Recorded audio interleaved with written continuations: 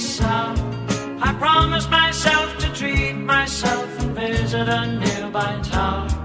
And climbing to the top, will throw myself out in an effort to make clear to whoever what it's like when you're shattered, left standing in the lurch at a church where people were saying, my God, that's tough. She stood him up.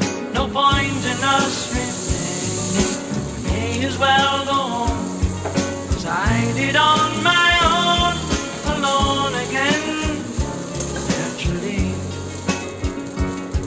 to think that only yesterday I was cheerful, bright and gay, looking forward to what wouldn't do the role I was about to play. But as if to knock me down, reality came around, and without so much as a mere touch, cut me into little pieces, leaving me to doubt. Talk about God in His mercy, if He really does exist, why did He